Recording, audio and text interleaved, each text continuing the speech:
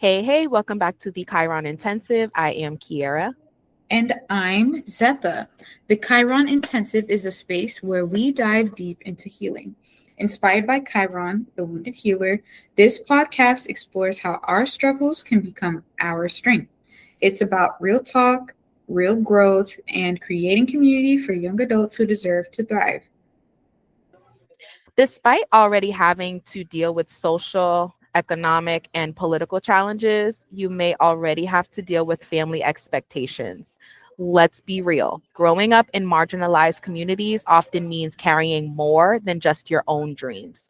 You're carrying everybody's hopes, struggles, and expectations too. The pressure to make your family proud can feel like a full time job, especially when your goals, identity, or values don't perfectly match theirs.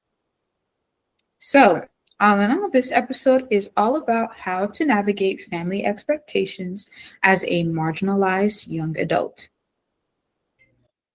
So, Zetha, fill in the blank. My family's most prominent expectations of me was, They had a lot, but honestly, it was to be obedient. oh my goodness, you know what I'm about to say. Tell me Say it for more. me. Oh, I'm not a yes. dog. You're not a dog. No, we're not Oh, dogs. yes. Because for them, it was kind of like, uh, their vision. They had a vision. Follow their vision. It was my dad's vision. So it's kind of like if I wasn't obedient, it meant either I was in trouble, I was going to lose any of the privileges, I would get silent treatment. And then other times, like if I were, like sometimes all of a sudden I'm like the favorite daughter of like the week, or it could mean like genuinely good things, like I get extra money, I am allowed to go hang out with my friends, or I don't know, I get a PS2, right? Like, because then I be obedient, I get good grades, da da da da. Um, so it just felt like everything that has happened in my life, it all tied to that big umbrella term, obedience. And then, like, when we would go to church, obedience. Obey sons, like they'll be like obedience, obedience, obedience. Like, and I remember like one time kind of like just getting frustrated because I was just like, I'm such an obedient, like I really do. But like they'll mention the Bible verse, like the children must like honor their parents, but then nobody would ever talk about this other part of the verse where it was just kind of like, but don't provoke your children. So that became like a common theme. Like I feel like their expectation to be obedient, to choose the right school, the expectation to be obedient so that, get good grades, be obedient. So it's not a yelling fit, like whether be obedient, whether good or bad. It was so Yeah, yeah. I always equate that word to robotics. Like, I'm not a dog, I'm not a robot. Mm-hmm.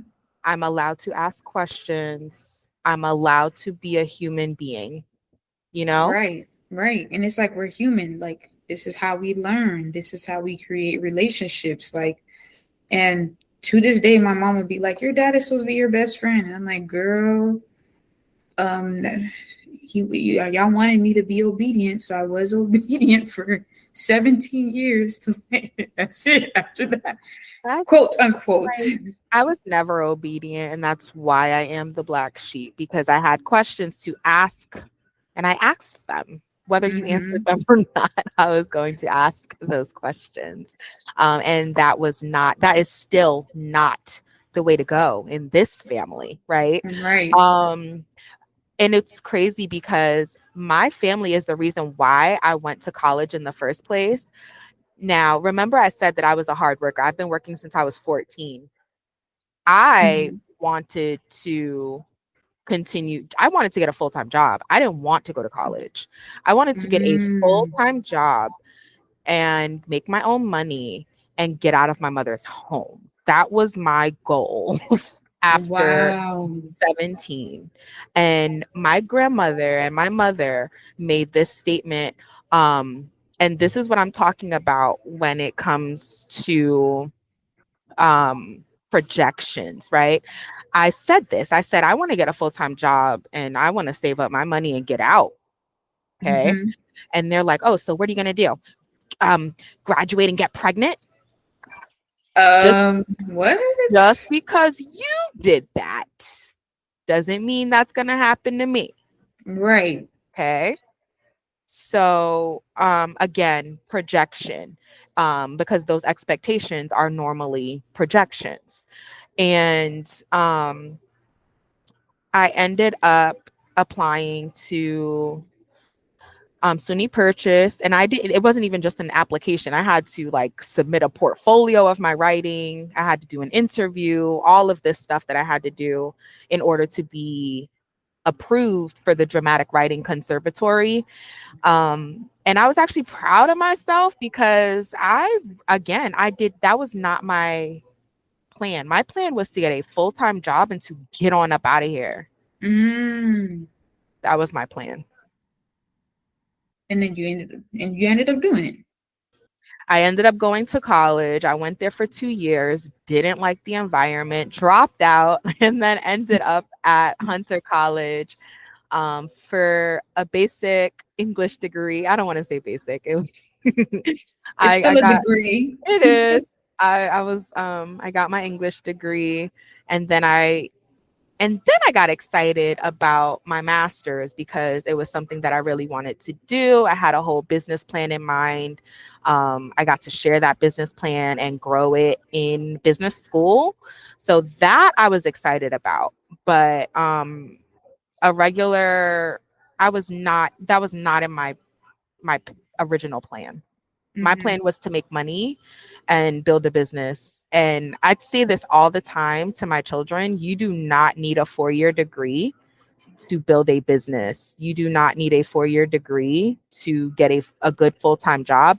And if you do have plans to go to school, it would be smarter for you to get a full time job that pays for your tuition for that school, unless you have like a scholarship.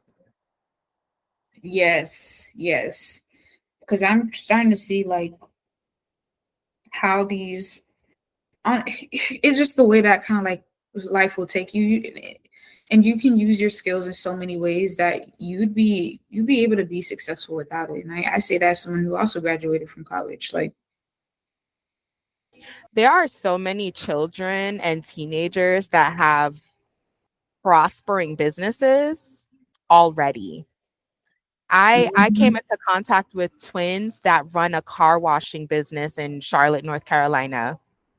You're telling me they need to go to a 4-year school to expand on that business that they've already created and mapped out? No, they don't. They right. can they can make money from that business and build from there. And then if they choose, to use that money for schooling, great.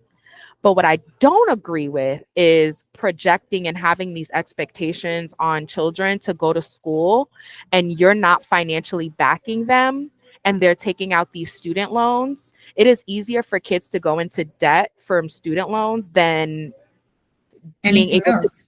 being able to get a business loan. Why is it easy? I can get a student loan in 2 seconds, but it's hard for me to get a business loan. Do you get what I'm saying? Wow, that does make sense because it was super duper easy for me to get those loans. It was, and it's like it's minimal education on them, and then it's like you don't have much support on them. Like I got really lucky just being able to put on like on a save plan, but like my sister, Sally Mae, oh, Sally Mae don't play. Yeah, like my entire college career is on um it's student loans. It's all student loans. It's like you put this projection onto me, you had me go through this process, you told me I should do this, and no financial assistance whatsoever. Mm-hmm. But you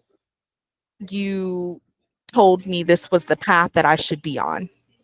And you're not even gonna support me on this path. Yep, You get what I'm saying? I get what So you're saying. when I say to live for yourself, I mean it 1000%. Live for yourself and do not live for other people, because you can find yourself in debt. And it's not even just financial debt. It could be, oh my gosh, I sat here and went to college for 4 years and I don't even like this subject, you know? Mm-hmm. I do like I was gonna English say though. sleep debt too. Sleep debt, financial debt, it's a lot. It's a lot. And that's why I really push for youth to live their own dreams, because you're living somebody else's dream and you're, you know, putting yourself in some negative situations because of that. And you're just gonna be so depleted. You're gonna feel like a zombie. And I think like that was one of the things that I had to stop following my parents' expectation, because I was just like, I'm not gonna be able to live my life. Exactly. You're not living your life. I'm not, I mean, not you. I mean, when you allow other people to force you on a certain path, you're not living your life. You're living whatever fantasy they have in their head. Exactly, exactly. So, speaking of family, of course, the whole topic is on family, but at your last family event, did you feel welcomed? Why or why not? Ooh, my last family event was literally my grandmother's funeral. And no, I was not welcome, because my grandmother actually had two funerals. She had one in New York, and then they flew her to South Carolina, where she was born, and her mother was buried. So she wanted to be buried Oh, with her mother. And the funeral that took place in New York, I was not in New York at the time. And I said, I was so angry, because I was so angry. I won't go into detail, but I was so angry about her death. And then I was just like, I haven't seen these people in years. I hadn't seen my family in like 6 years when she died. And I was like, you know what? I can honor her. I was like, I'm gonna go to the beach and just have a beach day and honor her at the beach, right? mhm, I don't need to go to a funeral to honor my loved one. right. So I was like, you know what? I texted my mother and I was like, um I'm just going to leave it here. I actually wrote like a very nice letter to them. And I said, I hope that this brings the family closer. I hope this brings all of you closer, because this just shows you that life is so temporary. Right. Hmm. And of course, I didn't receive a response because I wasn't obedient. I didn't rush to New York to be there. Wow. I wasn't obedient, but I kept looking online for her obituary, because everything is posted online now. Mhm. So I kept looking online for her obituary, just so I could write something for her on her obituary.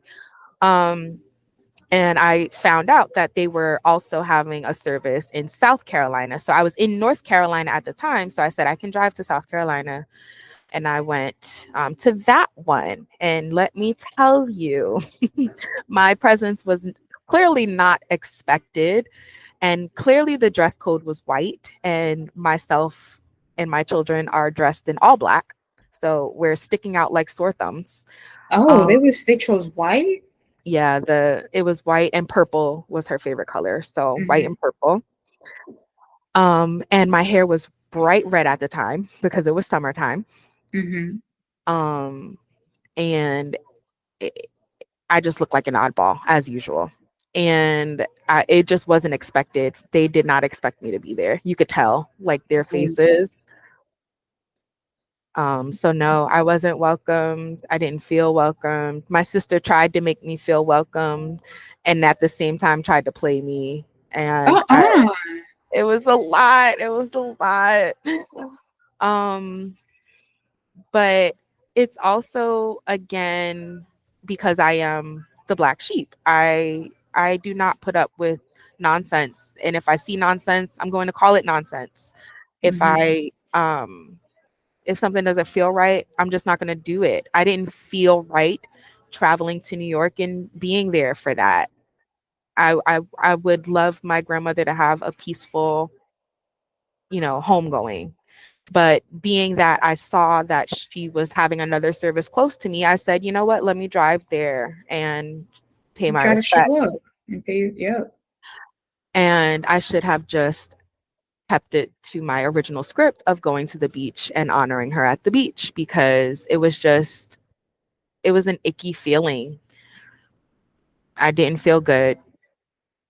And that's because you sensed all of that. You sensed all of Oh, yeah. that.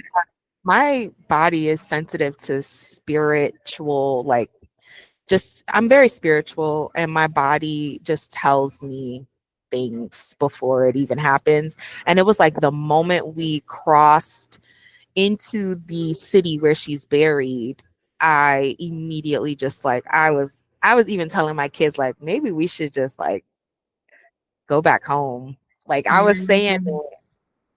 I just like immediately as soon as we crossed the line, like the city line, I was not feeling it. My goodness. And it was the city line, so it's kind of like you felt like all that energy. Yeah. I'm very Mhm. sensitive to stuff like that.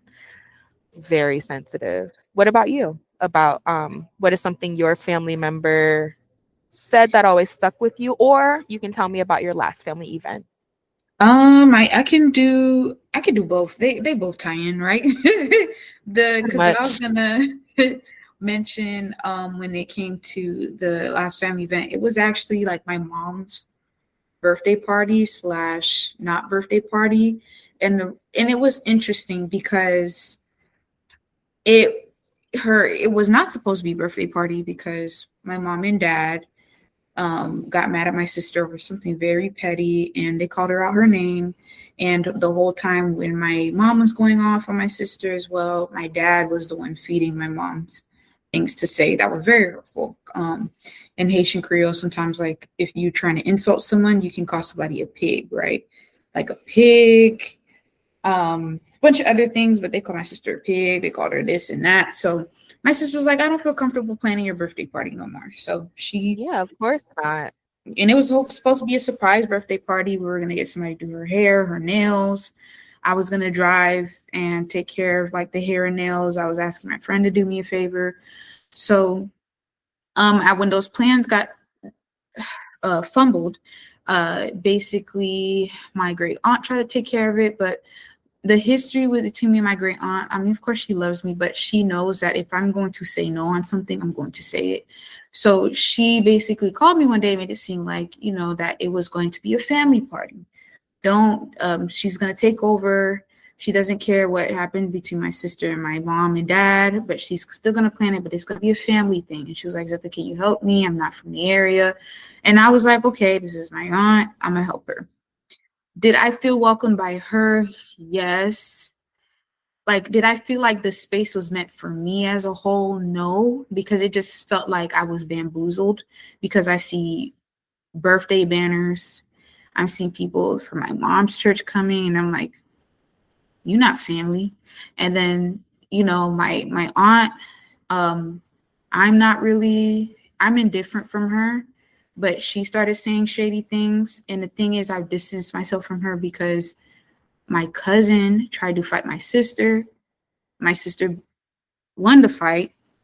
They did not win accountability on the fact that their daughter, my cousin, swung at her because my sister was like, "You're unhinged," because she was upset that we fell off. She was upset with me that me and her fell off, and because she wasn't liking about petty stuff about what my sister was staying in their house, she took that out on her, on my sister. Sister won the fight. They then alienated my sister, made it seem like it was my sister's fault. Oh, I was just about to say they probably try to make it seem like, oh my God, she's so violent and vicious. But Yes, they no, tried how about to. she's defending herself? Exactly. So then there here comes my aunt calling my phone. Hey Zeta, it's your favorite aunt. And I'm like, who? Excuse me? So then I was just like, and it just did not feel like it was for me. Like, and there was folks I was saying, oh, is it and I didn't stay the whole time. I left before my mom came because it was kind of like I have to stand in solidarity with my sister. You called my sister a pig. All these and the pig part wasn't the worst thing here. I just can't say it. But I definitely get it. yes, and then there's people who were there that knew about what happened and they still came, right?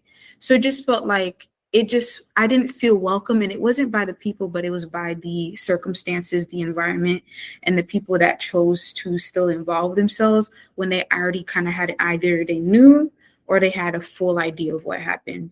Because honestly, like some of the things that they said to my sister, it was like, what if it was my sister's last straw and you wouldn't have had a daughter? So it just, I just didn't feel Exactly. welcome in that space, because it just kind of like, You- it ties back to the expectation of obedient. Like, let me Exactly. berate you. You have to be obedient. Be obedient, even if I'm berating you and talking down on Exactly. you. You're not allowed to defend yourself. Yeah, and for the first time, it just, I had to, it's like, yeah, I did not show it to my mom's quote unquote birthday party. I thought it became a family party, and it what, yeah. And then for the something that your family members said that always stuck with me, it's my dad's favorite quote. That man's loves saying, let me say in his accent, good looks. Anytime he ain't like, I said I decided to do something and he was just over it and I was persistent with it, he would say good luck, and he did not mean good luck. Yeah, He because I don't like that. he would hope for the worst. And for a long time, Kiera, I used to get so triggered when people tell me good luck, because I'm like, you're trying to speak down on me. Yeah, yeah. That when you know that one person is meaning something negative by it, it's going to trigger you from other people. I totally get what you mean. Like Yes. I cannot stand it when I'm texting someone and they put K, and it's only because my mother used to do that as a way to dismiss me. Mm-hmm. And I'm sorry for the laugh. I laugh at like pain a little bit sometimes. Oh, me too. Me too. So I'm so sorry if I ever offend anyone. I cannot control it. I really can't. And it's usually a coping mechanism for me. yes, it is the code, because it's kind of like keep laugh to keep from crying. And it's like Pretty you see much. how like our parents use that against us. And what I've learned to do is I made it an inside joke. It's an inside joke between me and my boyfriend. It's an inside joke between me and my sisters. When we're about to do something silly, we be like, good luck. And we say it in my dad's voice too. My boyfriend doesn't even interact with my dad, and he's like, good luck. This African American man. Yeah, I don't like when people say good luck either, honestly. It's always, and especially if they have like a hating type of, if they give you like hater vibes, don't Yes. tell me good luck. Exactly. Don't say nothing at all. Like, and if Yeah, let's it let's act like we don't see each other. exactly, and if it ever slips out my mouth that I say good luck, I say it with the most best energy. Like, it has to be like I with don't the most energy. Yeah, I don't even say good luck. I always say you're going to get that. You're going to do that. Yeah, speak it to existence. Yeah, I never say good luck. Like, what the hell is that? I like the way you said that. I don't say I don't know. It kind of gives you it kind of gives off a hater vibe You sometimes, do. you know? Imagine hearing that from your daddy. Yeah. It's like, "Oh, what's wrong Like, with okay, you?" dang. Yeah. I was just talking about demonic spirits and just like how some people just have like this energy within them that they can't control. Right. And unfortunately, it's also prevalent within some of our family members. Like sometimes, and I said this before about bullying, sometimes your biggest hater is a family member. Mm-hmm. Unfortunately, Because they know all the ways to just get hurt to you you and hurt you. Yep. or They know how try. or yep, or try. And it's like it just like sometimes I think about like my dad's background, and I just be like, wow, you act like this because of what you've been through. Even though I'm not making excuses, but I just be like, Yeah. where's the little boy that defends his mom when somebody, where's that? Come on, defend your But kid. wouldn't you want to better yourself and want better for your children? Mm-hmm.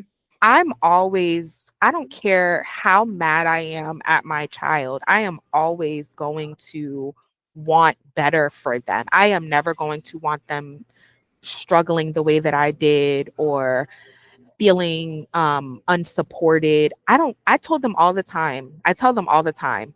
I don't care how old you are. I don't care what you're going through. I don't care if we just had an argument that day. If you don't have anywhere to go, you're going to come home. Exactly. And I think that's how it should be across the board. Exactly. And I don't care if it's you and your entire family. I don't care what's going on. You're going to come here. Mm-hmm. That's just me. And this is and it's big with me and my children. I always tell them to apologize to each other. You know, you had an argument with your brother, you're going to go and apologize to him. Do not call him names. Do not do this. Do not do that to hurt each other's feelings at the core, because words can hurt too, Yes. right? I do not like it when families like instigate fights or try to make fights last longer or try to uh blow it up into something that's more serious than what it is. Because We then should be it's, able, yeah, sorry, go ahead. oh no, I didn't even mean to interrupt you. I was just gonna say it's because it's like they view it as entertainment. You're no longer, you're not really part of the family because And that's terrible, because we're still human beings.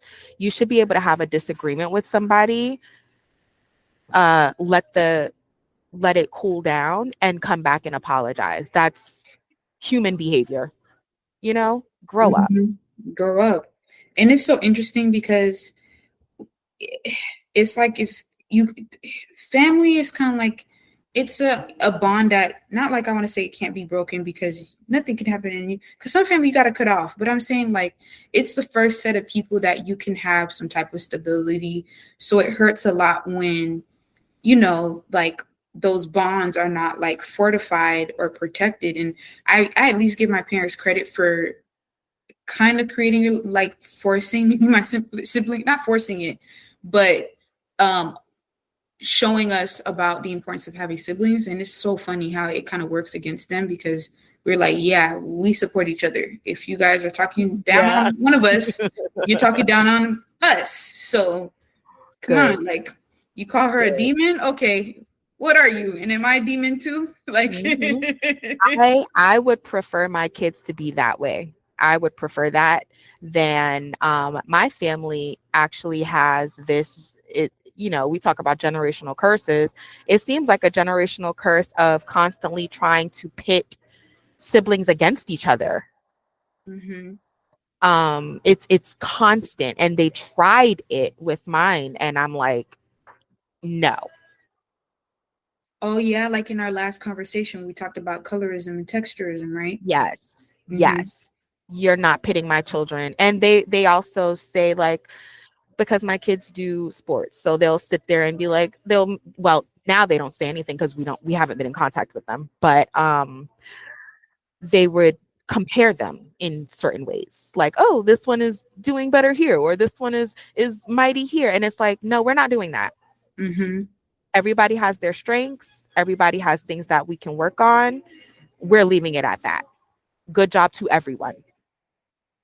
Oh yeah, heavy on that. Good job to everyone. We're not doing this where we're making one feel better than the other one, putting the other one down, making the other one try to be feel, because when you're doing stuff like that, you want to say, oh, this sibling is jealous of this one. No, you're teaching this one that the other one is better, and then you're teaching the quote unquote better one that the other one isn't worth anything.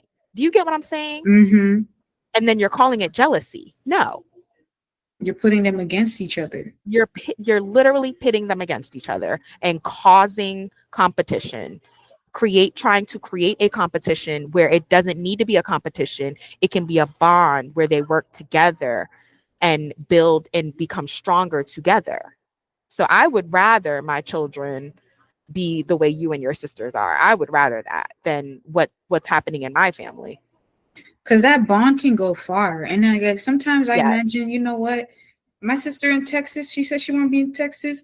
I guess we're gonna have some family sleepovers with she don't she's like, please don't come to my house. But I'm still like, hey Exactly. little sis, I'm gonna come to your house. Exactly. Well, don't cross her boundaries. Maybe get Right. a nice hotel room. I like to Get just a annoy her sometimes on yes. purpose. Get a nice hotel room next to her home. Next to her home. Exactly. And then Don't call cross her her from the phone. boundaries. Yeah. Yes. I love you, little sis. I'm playing. I'm playing.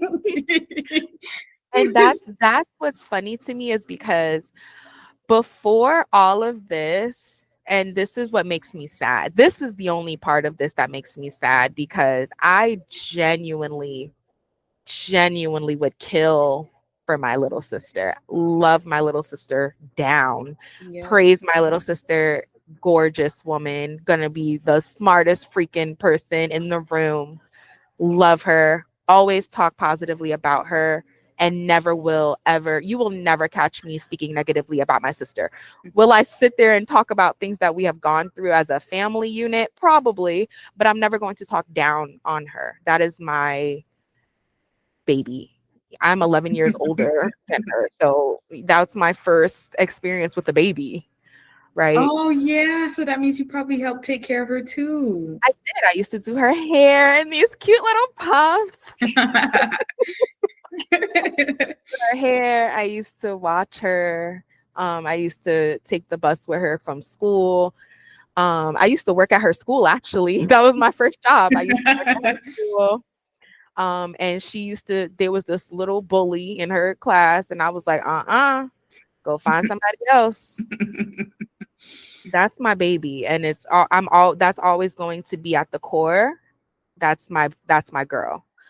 It makes me sad that the family was able to pit her against me because it's not reciprocated.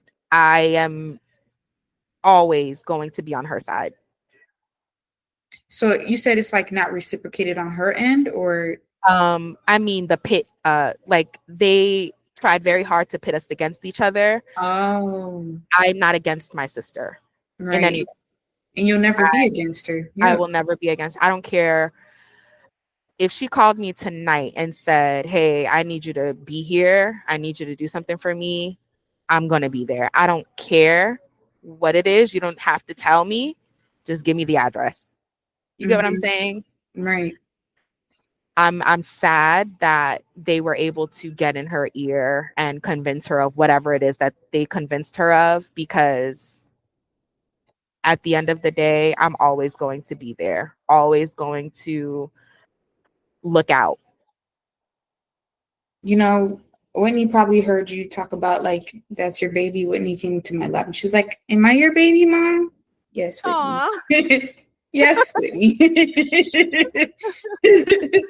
But literally, that was like my literal first child. People used to think like I was a teen mom. Like they would give me these judgmental looks and shake their head. And that's again why people need to mind their business. Mhm. But they used to look at me and like shake their heads like, oh my God, look, another teen mother. Like Come that on, was y'all. that was pretty much my first child. Mhm. Like, and even like when I had dates and stuff, I used to bring my sister on my dates. Like I would make it kid friendly. Like, like, hey, let's go do go-karts, or let's go to there was this milkshake bar. It's like, let's go here. I used to take her out to eat and stuff. Like that was my girl. Oh my goodness, that is like really warms my heart because it's kind of like I love my sisters too. I love them. Yeah, I still do. I will do anything for her. I don't care. Again, if it happened tonight, literally while we're on this while we're recording this show, I literally would drop anything and be there. It's not a question. Period. Period. And I feel like that's why how it shows like maybe like family expectations should be more set on like loyalty, love, the power of boundaries, rather than like the selfishness of obedience. But it's Or also about your parents and what they are doing, because the Mhm. sibling bond can only be strong if the parents are nurturing that, Exactly. right? And family and I believe you said this already, but family is where you should be receiving stability, right? That's your roots. You should be receiving emotional and psychological support. But for many people, especially unfortunately, those of us who come from marginalized backgrounds, that can really be rocky. And like, um, it's like kind of like imagine like the person who maybe is low middle class, dealing with poverty, and then on top of that, like family expectation is you do this, help watch your sister, you're going to feed the sister, and then like you have to take care of like the rest of your siblings while your parents go to work, either one or both of them go to work, and then it's like you don't have time to breathe, to explore yourself at school, do all the other extracurricular activities. I even knew of a story of a girl who was told that her parents was basically was only putting her in school so that they couldn't get in legal trouble. She cannot expect to go to college, none of that. Her expectation is to go to school, come back home, and basically do her housely duties. That was her expectation. And this needs to be an entirely different episode about the parentification of children Mm-hmm. because that is not my responsibility. I was actually in the laundromat the other day watching this mom working on her computer, and her son is chasing her. It's like her oldest son is like chasing her youngest daughter around this Oh my laundromat. gosh. Trying to get And her I'm to calm down? yeah, like she was just playing around. She wasn't doing anything. She was just Mm-hmm. running around the laundromat. But clearly you're not supposed to be doing that. And you know, the big brother is the one chasing her around trying to get her to stop, but this is not, he looks so miserable. Like I'm like watching him and he looks like, come on. Like this is not the child's job to be taking care of another child. And that's another issue that took place in my family, and many things happened because of that. um I won't go into detail, but the parentification of children is a whole other subject. I agree because it kind of just it takes the childhood out of you. You should be allowed to explore your childhood. Exactly. Hmm. And you know what? Because the expectations, like being parentified, right? Any of those expectations, they can be so high, so impactful, weigh on your shoulders so much, right, that you can't breathe. And I think like the biggest thing is like you have to set boundaries, even though as scary as it may be. Because I know there's some, like I have Haitian parents, you guys. It was hard to set some boundaries. And some of those boundaries, they were set with me leaving the house. Exactly. No contact is definitely a boundary. Mm-hmm. And it was so funny because one time, I forget who was talking to my son. I think it was their dad, um, talking to them and told my oldest, "Oh, you're the man of the house now." And I was like, no, he's not. He is a He's a kid. child and he will be treated as such." And you know what I mean? Like, we have to watch the things that we say to children because they are sponges, and some things they take literally, you know? Right. But no, he is not the man of the house. He is a child. He will do childlike things. And he'll focus on childlike things because, oh my goodness, if you don't, you're so stressed. I was growing gray hairs at 10 years old because I was worrying about bills. Exactly. Exactly. I wasn't worried about bills, but I literally was being treated like a little housewife or something. I don't know. Goodness. I was a I family secretary. Like I literally Yeah, had to schedule the bill payments, look at my mom's statements, schedule the bills. I'll get in trouble if they were late, and they'll be like, "You messed up my credit score." Yeah. yeah, yeah. I really want to talk about something, but I don't know. I really want to talk about it, but it's I not today. But I just feel like we have to be mindful of what we are doing in our households Mm-hmm. when it comes to the it, it's is too much in Black homes and any culture. It's many cultures that do this, where the oldest sibling is having too much responsibility on household duties or babysitting and stuff that they didn't sign up for. Mm-hmm. And it's like, it stems from like some historical or socio economical political like factor, right? Like, and like for one that I like to think about, like just my parents being from Haiti, it was kind of like just historically, like way back then in Haiti, there, if you was in Haiti, your average lifespan was, I think it was no more than 3 years. So then it's like that dynamic of having to grow up fast. It's like I think it's a thing that either it's unspoken or maybe some Haitians would agree. But like I know stories of like, oh, you should know how to cook at this age. There's a 3-year-old in Haiti knowing how to cook. And I just like some of the expectations with that is like you have to grow up fast. And it kind of is like it's like I understand where it came from, but it's not like it shouldn't have to be that way, right? Like forcing or making a kid to do unchildlike things or do so many adult things as a means to prepare them for the real world, it doesn't really prepare you for it. It just makes you kind of like hate it more. I feel like it made me hate it more. Yeah. And I'm the type of person is like, okay, well, maybe I don't have to do it. What's a better way to do it? I'm just Like, gonna talk about it. I'm just gonna say it. mhm. I got my ass whooped, and excuse my language, excuse my French. I got my behind whooped because I was 12 years old and I did not want to watch my sister. I wanted to go outside to play. I Oh, you got just wanted to my, play. and I wanted to be a normal 12-year-old. And I was literally, and I don't mean discipline, I mean beat by Wow. my mother's husband. So he wasn't even your father. No, my father died when I was 2. Wow. And and his death has his death obviously caused an absence, and his absence has caused so much trauma in Hmm. my childhood.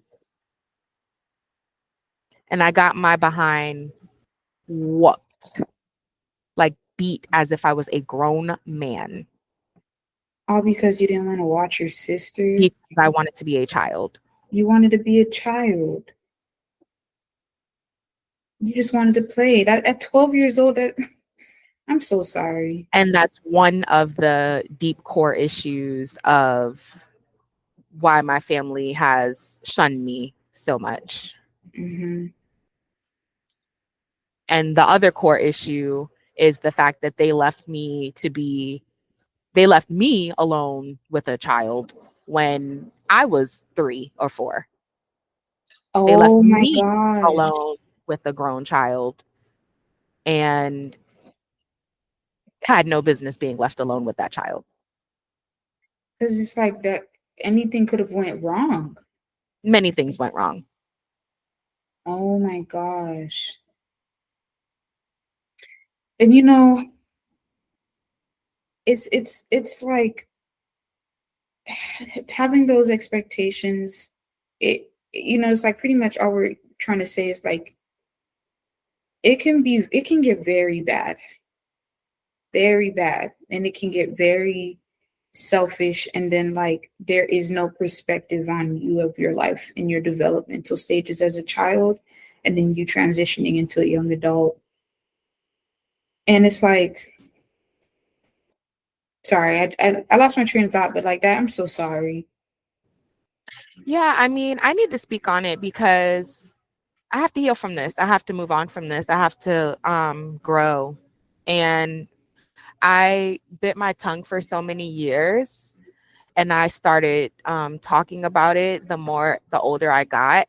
And Hmm. then when I had children, I was definitely like, I'm not messing with y'all. You will not be alone with my children. And then from that day, kind of like you, not like you move, not like I'm trying to say you move different, but like that kind of like set a precedence of how like you started to move with your family, right? Yeah, I don't mess around with my children's safety in any way, shape, or form. Mm-hmm. Period. No, yeah. I mean, I had a similar, not a similar experience, but I got hit by a babysitter's daughter. It wasn't even my babysitter; it was her daughter Exactly. because I was defending my sister because her nephew was hitting my sister and I was separating him. He bit me, so then I pushed him because he bit me really hard, and because she walked in, saw him crying, she went straight to beating me, and my mom did not defend me, and it was kind of like, why were you in these people's house misbehaving when I'm trying to go to work for you guys? And it was kind of like, hey, like I wasn't misbehaving. As a matter of fact, I was doing the right thing, defending my sister, and And I was even getting violent. exactly. And it was crazy to me because when it happened, I called, it was actually in the midst of it happening because he did what he did, left the place, left where we lived.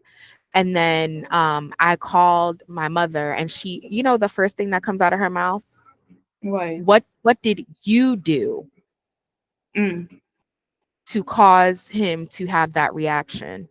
And then he comes back and continues what he started. Oh my gosh, starts hitting you more? Yeah, Oh my goodness. He's not even your dad.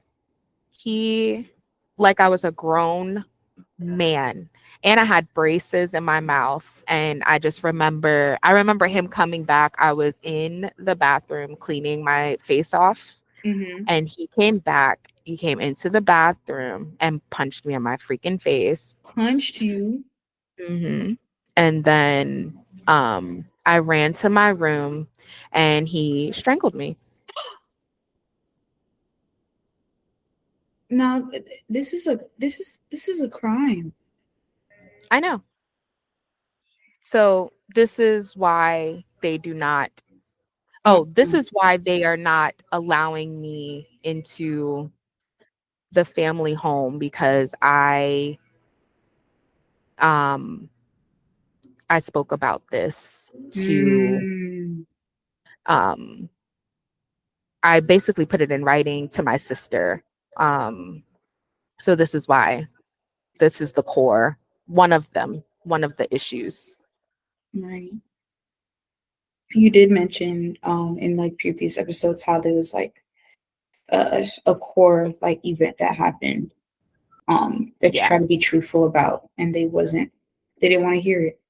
Both of the events have to do with the parentification of children and Right, leaving children to be ahead of in charge of other children when it should not take place. right, right. And a lot of the times, like I know, like if I when I mentioned it to my parents once, it was kind of like, well, what do you think I could do? I couldn't just stop working and look after you guys, like, and it's just kind of like it all boils down to, you know, you chose to still have children. We did not ask to be here. Now it's your job to provide Exactly. that stability, to protect, to provide. You're not just supposed to be there, like set up parameters to keep things from happening. Find a community to help you watch your kids, a reliable, safe person. Do research on the people, listen to your kids when they bring up a concern. Like we're human. And Exactly. yeah. And I always look at red flags. Like I remember when my son was 3 years old, I left him at this daycare for a day. It was a test. I left him there for a day and I came back and I asked the person who was working, I was like, how was he? And I immediately knew he was not returning. The way her face turned up and she was like, he was just like busy and running around all day. And I'm like, he's a 3-year-old little boy who is now, this is his first time in a daycare center. Yeah, He's he's he's excited. excited. Yeah. And I immediately was like, you will never be alone with my child. Yeah, because that's some shady stuff. No, thank you.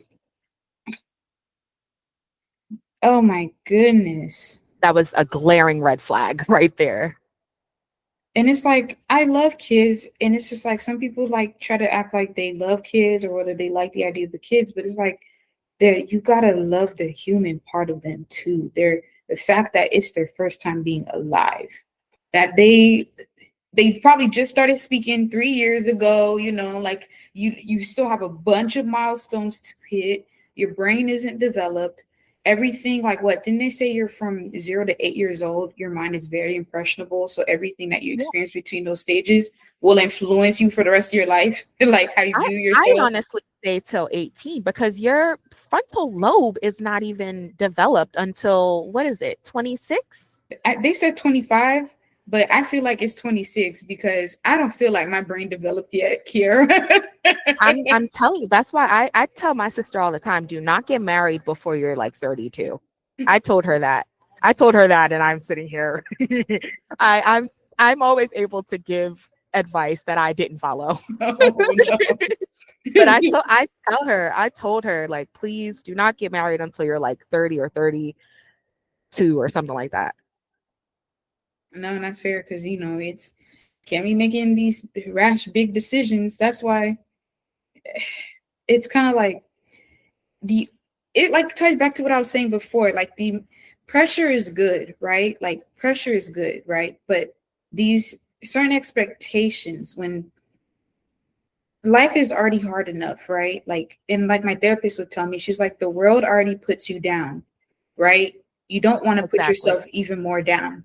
And that also, I feel like, to even extend on that, right? Expound on that, you come from a certain set of people, right? So that means they shouldn't also put you down. They brought you here. You only like existing and processing all this information because they brought you here. I feel like also your family shouldn't be putting you down, right? It's already hard enough.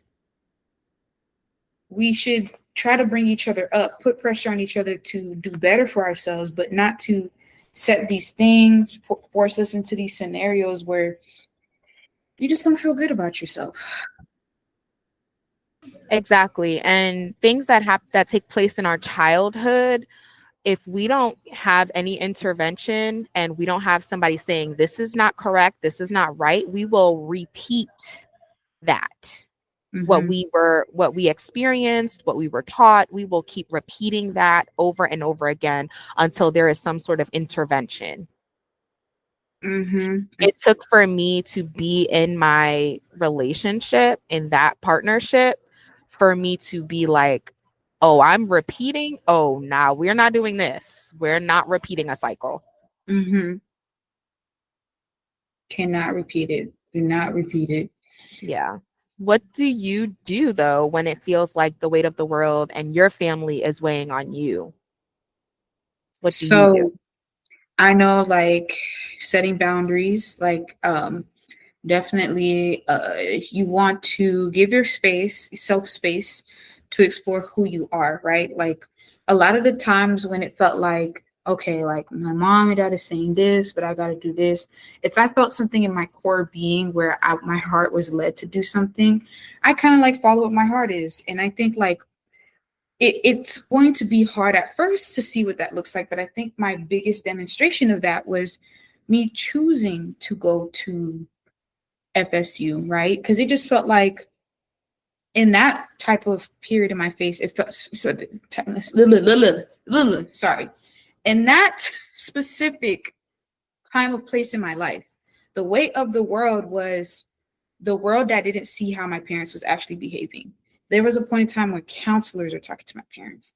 And my dad basically changed the whole conversation to be about other issues he had with me. So there was no adult focusing on the fact that, hey, your daughter wants to go to this school. Can you help her like realize these are the benefits? It was just kind of like it just became a, well, Zeto, it's your parents. And your parents might be broken, you're leaving. And it was kind of like, dang, like you're not seeing what's actually happening. Like, can you listen to what I'm saying? Like, it just felt like I felt that weight, my family's weight. And it was like, but I really want to go to this school. Like, that would make me be happy. This is I feel like this is the decision I'm led to.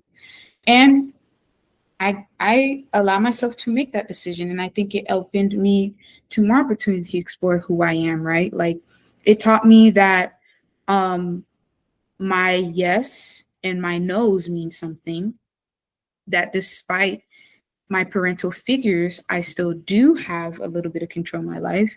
And then like setting the boundaries where I set plenty of boundaries with my family now. Like I got my own home. I mean, they definitely can't come unannounced to my place, but they don't even know where I live. Um, Yeah, I yeah, it's like really like giving myself space, setting boundaries, and then like being nice to myself. Like because imagine like all those mean things I used to say myself is some of the mean things that my family would say, and then also like what the world would say about a black exactly. woman. Like Exactly. the world would say like you're too loud, you're ghetto, you're violent, you're aggressive. And in my Exactly. family, when on the days when I'm not defending them and I'm not being the peacemaker, I was really good at mediating, right? When I'm not that, all of a sudden I'm a disrespectful daughter. I don't care about nobody. But I'm the Mhm. first person to run and drive 40 minutes to help mediate a situation between like family members. Like I'll do it because I'm thinking this is the love and I'm gonna try to help you guys see that this family. And it was just kind of like it don't matter what anybody else says. How do you see yourself and how what expectations do you have for yourself first? Yep, you have to unlearn all of the toxicity and you have to love yourself at even when it's not pretty. Yes, exactly. What about you, Kiara? For me, high boundaries, and not even just with family, just with life in general. I am very private. I am very protective of my children, of people who I'm close to. Um, I'm never going to be the person who is putting anybody down. And if somebody has felt put down by me and they express that to me, I am going to be able to look at myself and catch that, you know. Mm-hmm. um I think that what I've gone through allows me to understand other people's pain on a deep level without them even saying anything. Right. um I've had people try to take my voice. Like that's a physical way of trying to take somebody's voice, right? But there are so many ways that people have tried to take my voice in the past, and it's not ever going to happen again. Mm-hmm. So yeah. Beautifully said. It's not ever um gonna happen again. exactly. And I just want to get into the four realistic ways to navigate these expectations without losing yourself in the process, because we can give advice all day long, but at the end of the day, people have to choose to cope and people have to choose to follow, you know, a certain path. Mm-hmm. So you want to redefine success on your terms, right? So we grew up hearing success means getting that certain degree, job, lifestyle, and that's shaped by survival, right? Not self expression, right? So your family may have struggled, sacrificed, and endured more than you'll ever know. And of course, if you're Black, unfortunately, we have the scars of slavery, colonization. Like, I feel like a lot of people try to undermine it, but I feel like I see the scars bright and clear. It's there. But And isn't it strange that hanging was one of the ways that they would um that they would dominate slaves and right, them, because your voice is your most powerful asset. right. And then seeing a limp body is just showing like your efforts are not worth anything. You're just hanging This is there. what happens. This is what Yeah. happens when you speak up. Yep. You get what I'm saying? That's like the visual of that is, oh, you want to speak up, you want to go against us, you want to not be obedient. Right. This is what will happen. Right. And it's like the the vision that, came about trying to survive out of that, it it come how we try to define success around that circumstance, right? it comes from a place of survival, right? But it doesn't represent you, right? So your family's dreams, right? Their background for you, their background and all of that tying into their dreams that they have for you, they may come from love, but they can also come from fear, right? So you want to honor your ancestors, your family, their sacrifices, right? But you can still choose differently. You do not have to navigate life in that specific way. You don't know owe anyone your burnout. So you can write down what your version of success looks like, categorize it by emotionally, spiritually, and creatively. Maybe it's peace, maybe it's stability, maybe it's freedom. I know for me, it was freedom. Ooh, I love having freedom, y'all. Oh, I love it. Sweet But are freedom. we really free though? You're right. You're That's right. another conversation. You're right. I have to be a little delulu about it. Like, yeah, I I can eat know. ice cream before but let that definition be your compass, okay? Not guilt or comparison, because those are very negative feelings that you don't want to run your life by. Exactly. And then communicate from compassion, not defense, because it's very tempting to snap back when anybody, not just your family, when anybody just doesn't get it or understand you, how you're trying to express yourself. It's easy to want to fight them and want to argue with them, especially when you're constantly explaining who you are or what you want to do with your life. But anger often gets misread as rebellion. Aggressiveness and not protection, right? So Right. this is why, and you know, it's okay to have moments of anger. It's okay to have moments of, you're screaming at the top of your lungs trying to get your point across. It's okay. But when it's happening too often, you have to ask yourself, who are you around? What Mhm. environment are you in? Maybe it's time to get up out of there, right?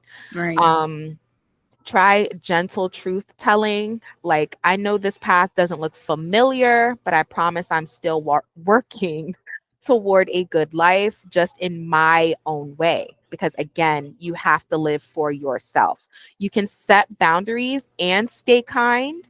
You can disagree and stay in relationships. It's okay if understanding takes time, but you are planting seeds of change within yourself that may take a generation or two to grow, right? You ate with that. Yes, I'm trying.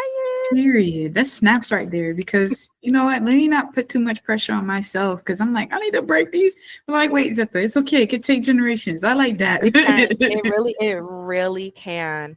And I really want to stress that it is okay to have moments of anger when it has been piling up, piling up, piling up. You've been biting your tongue, biting your tongue, biting your tongue. You are allowed to scream. You are allowed to yell, but you're not allowed to hurt people, right? Yes, yes, So, I agree with that wholeheartedly because sometimes yeah, I'll be getting angry. yeah, we have to work on self-control.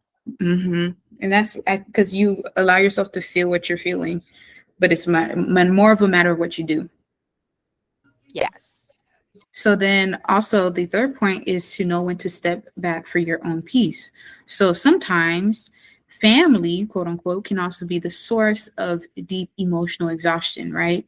Especially when you're constantly misunderstood, invalidated. And like I feel like I want to mention, like, or when your parents put their hands on you too much. Because there was a period of time when that happened to me, and then my other sister more. Like you just feel like you don't feel like you're fortified. Like every phone call leaves you drained. Every interaction leaves you drained. Even when they ask you a question, you start to feel drained. That's data. That's Or enough even before data. you see them. Yes, or even before you see them. Oh my! When there was a point in time, it was so bad. If I got a phone call, it was like Yes. that's a sign. That is a Yeah. sign. And it's like, if you're one of the people like me, right? Because I've been told before, like, F them, like, they act like that, yada, yada, yada.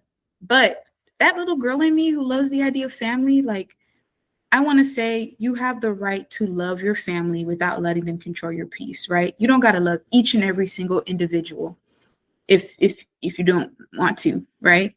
But they don't have to control anything with your peace. right? So, Exactly. And you can love them from afar. yes, ooh, with a 60-foot pole Yeah. Or longer. or longer. So, stepping back doesn't mean you're ungrateful, no matter what they say, no matter how many phone calls they try to give you. Sit down. No, no, no, no, no. It means you're setting emotional boundaries that protect your future self. And you know what? They're going to get used to it eventually. So take the space when you need to, reconnect when it feels safe. And I don't care how long it takes. If it takes a year, because it took me a year to even get back to talking to my mom, you guys. So your healing doesn't have to be a public performance, okay? Yeah, I don't know if I will. I don't know if we will ever speak again. I don't know. But you do have the option to build the chosen family that sees you. I talk all the time about myself and my children and how I'm working double time to break these generational curses. It's not perfect. It doesn't look pretty. It's really not. I do have moments where I get frustrated. I do have moments where um I have to catch myself falling into negative patterns. So, you know, healing takes time. It requires self-awareness. It requires you to understand what your triggers are so that you can control your reaction, right? Mm-hmm. Because one of the most powerful acts of healing for marginalized youth in particular is building community beyond blood. So, making those friendships, finding those groups that you fit into, or just finding that one good friend that you can talk to during hard times. Yes. Um, your chosen family are the friends you make, the mentors you meet, your peers who truly see you. They can be a mirror that reminds you of who you are when those roots of your family feel too heavy. Because Mm-hmm. family isn't just people that you're born to, it's also the people who help you become you. And they may not be blood related, right? Right. So it's important to find your people, nurture those connections. If you know that you're an extreme introvert like me, put in that extra effort to text them and see how they are. Ask them about their day. It's okay. Let your belonging be built on acceptance, not expectation. Right. That is beautiful, Kira. I know we getting deep. We are. But I do just want to say thank you, Zeta, and for the audience for joining us in this conversation about navigating family expectations. And I just want to say thank you to Zeta again, just for being a listening ear and being so brave to share your own story. And that's right back to you too, because what you shared was some really deep and sensitive stuff. So I really am grateful to you to finding and trust in me and even trust in this project that we're doing to and finding it within yourself to share all this just so that we can add on to the greater mission of the Chiron Intensive and Grounded Stars. Like that was somebody out there could be hearing that and they'll probably relate. So I'm really grateful that you also shared as well. I think of it as I'm not able to help people fully if I'm not 100% honest about my story and what I've been through. Right, right. And thank you for giving me the space to listen to my stuff because we got some trauma, y'all.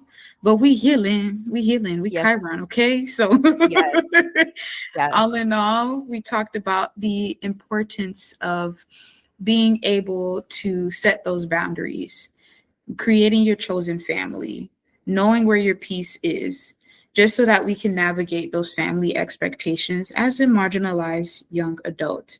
So we know that just like me and Kiara and any of you folks that are out there that who are part of the marginalized youth, we're dealing with a lot.